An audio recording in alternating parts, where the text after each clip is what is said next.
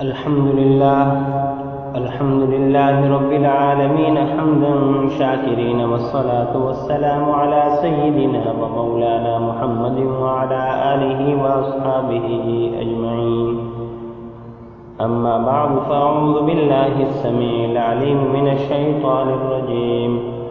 بسم الله الرحمن الرحيم. كل نفس ذائقة الموت. صدق الله العظيم وصدق رسوله النبي الكريم، ونحن على ذلك لمن الشاهدين والشاكرين، والحمد لله رب العالمين. گرامی قدر معزز سامعین، آج کی یہ مجلس احصال ثواب کے حوالے سے مرحوم یوسف صاحب کے وفات کے بعد ان کے بچوں نے رکھی ہے. سب سے پہلے میں یہ بتانا ضروری سمجھتا ہوں کہ احصال ثواب کا کوئی خاص طریقہ ہمیں شریعت نے نہیں بتایا کہ برادری کو جمع کیا جائے، لوگ جمع ہو جائیں، جمع ہو کر کچھ تسبیحات پڑھ لی جائیں اور اس کے بعد احصال ثواب کر دیا جائے، بلکہ احصال ثواب بہت آسان ہے. اور یہ احصال ثواب آسان اس لیے ہے کہ شریعت مطہرہ کے اندر یہ ضروری قرار دیا کہ ہر ایک کی رعایت رکھی جائے. کھانا پکانا، مہمانوں کو بلا کر دیگیں چڑھا دینا اور مختلف قسم کے کھانے بنوانا، یہ بالکل قطعاً شریعت میں نہیں ہے یہی خاص طریقہ، بلکہ شریعت مطہرہ کے اندر احصال ثواب کا بہترین طریقہ اخلاص کے ساتھ آپ قرآن کریم کو پڑھ کے، آپ تسبیحات پڑھ کے اپنے بڑوں کو بخش دیں گے تو وہ ضرور پہنچ جائے گا. اور دوسری بات یہ کہ مرنا ہر ایک نے ہے.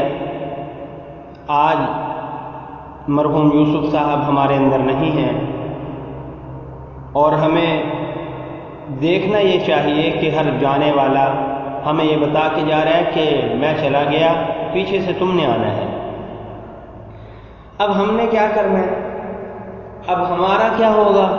ہماری سوچ، ہمارا سارا کچھ، ہمارا یہاں پہ آنے کا مقصد صرف اور صرف یہ ہو گیا کہ ہم یہاں پہ جائیداد بنا لیں، ہم یہاں پہ پلازے بنا لیں، ہم یہاں پہ پراپرٹی اکٹھی کر لیں، ہم یہاں پیسہ جوڑ لیں، جبکہ یہ مقصد نہیں ہے ہمارا.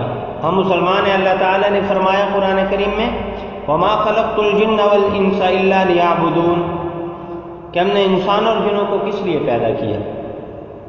اپنی عبادت کے لیے پیدا کیا.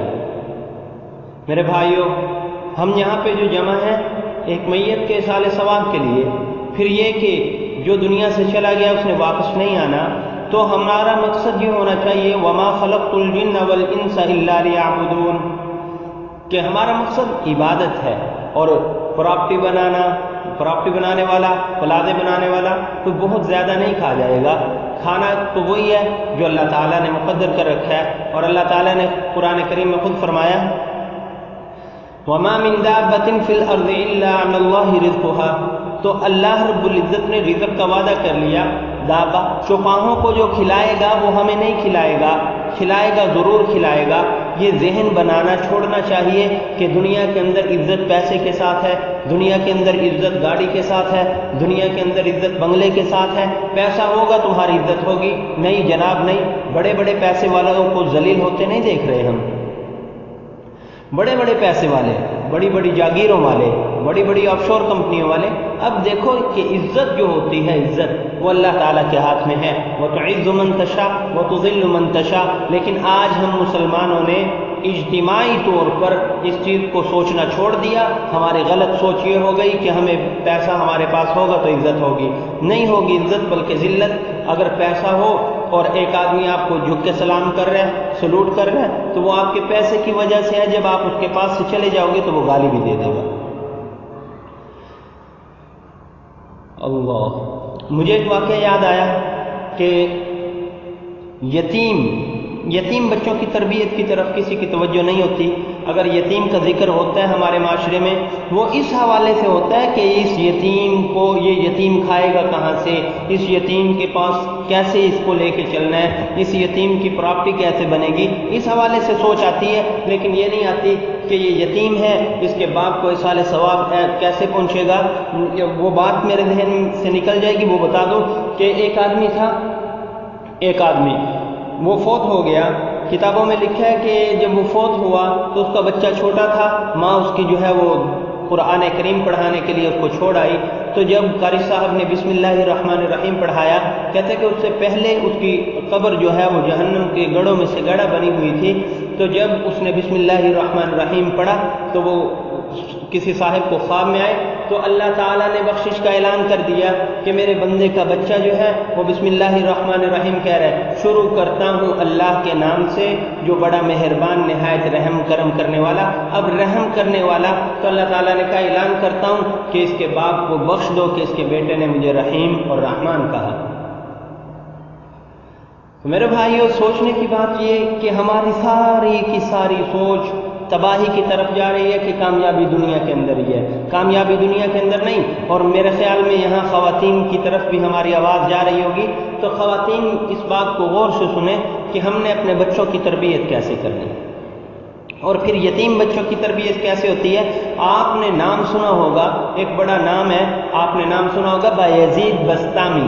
حضرت بایزید بسطامی رحمۃ اللہ تعالی علیہ کی والدہ جو تھی، وہ ان کو لے کے گئی، ان کے والد بچپن میں ہی فوت ہو گئے، تو یتیم ہو گئے، تو ان کی والدہ ان کو شیخ کے پاس لے کے گئی، شیخ یہ ہمارا بچہ ہے، آپ اس کو پڑھا دیجئے، آپ اس کو اللہ کا ولی بنا کے بھیجئے۔ اور پھر جانے لگی، تو جاتے ہوئے پھر آنکھوں میں آنسو لیے ہوئے واپس مڑی اور کہا شیخ میں آپ کے آگے ہاتھ جوڑتی ہوں، آپ میرے بیٹے کو اس وقت تک نہ بھیجیے گا جب تک یہ اللہ والا نہ بن جائے، جب تک یہ اللہ والا نہ بن جائے۔ یہ سوچ تھی ان کی۔ تو اب جو ہے وہ بایزید بسطامی کی والدہ چلی گئی، بچے نے جو ہے وہ منازل طے کرنا شروع کر دی، پڑھنا شروع کر دیا۔ تو ایک دن بچے نے کہا شیخ سے کہ میں گھر جانا چاہتا ہوں، مجھے ماں بہت یاد آ رہی ہے، ماں کی یاد نے آج مجھے رلا دیا۔